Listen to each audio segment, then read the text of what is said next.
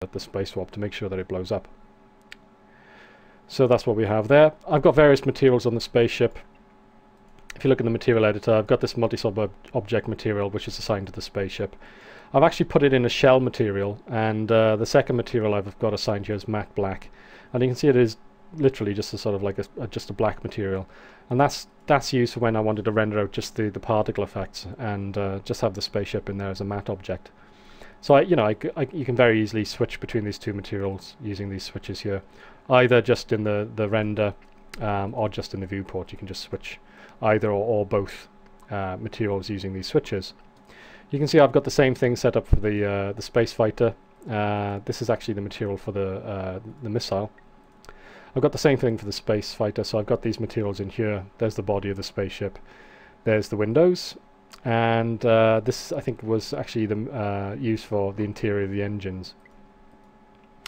Then we've got this material here called phosphors, and it's using our usual trick. It's using particle age to do the color, and it's using particle age and gradient ramp to actually do this kind of sparkling effect, which is another thing that we actually covered in our firework effect earlier on in this DVD. So we got particle age driving a gradient ramp to produce the sparkling effect, as I said. We've also then got the Ringwave sparks, and in this case we're just using a gradient ramp, and you can see I've got it set up here using these colors, and these basically are the sort of sparks that follow along with our geometry Ringwave, and just basically give it a little bit more interest. You know, we've got some sort of sparking effects going on in there. In in a finished effect in a film, you'd have a lot more particles than you can see in this example that I've shown you here, and you'd have a lot more different types, just to sort of build up and layer it and give a lot more detail to things. So if you go into the top view, you can see that if I scrub back here, you've got this rectangular object here. I'll just turn off grid mode, the grid display I should say, and this is actually our Ringwave object. If I turn off display as a box, you'll see that it's animated, starts on frame 0 and animates outwards. So this is actually our Ringwave, which we'll see in the finished render. Now I've actually positioned it so it's way down here below the camera, so you don't really see it.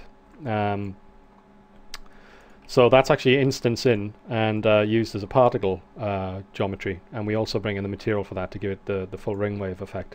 So you can see it's very flexible what you can do with shape instance in our particles. Here we've got these two spherical objects, and they're just basically emission points for our missiles to fire from. Here we actually have our missile. I've got an optimize on it, but I've actually got it turned off in the render. So at render time we actually get the full quality missile. And if we go to the view here and I scrub back a bit, you can see our spaceship flies in on frame 50. The mesh bomb goes off and it blows the spaceship apart, and everything goes flying everywhere as we want it to. So let's have a look at the particle side of things here. I'll just open up the view, and you can see it's a little bit more branched than some of our other effects, but there's nothing really that frightening going on here. It's pretty much standard stuff. Basically you've just got different effects going on here. Here's one effect, this is another effect here.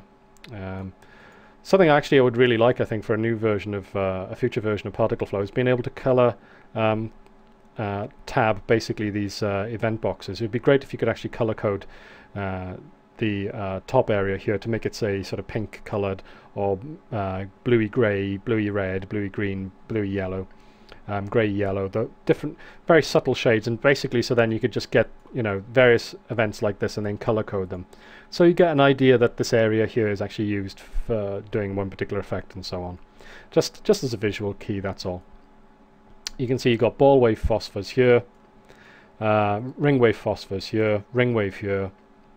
This is basically just a little junction which splits things off and sends things off to the various events. And up here you can see, before we even get to this, we've got this missile trails effect here. So let's try and minimize this a bit so we can see our particles a little bit easier. I'm going to have to pan around here like mad, I think, to be able to see this. The two don't really play too well together. I'll just turn on Ringwave. This is just the name for the entire flow. Obviously it's made up of, the actual final effect is made up of ring wave and ball wave and all these other effects. The first thing we do, and this gets the ball rolling, is on frame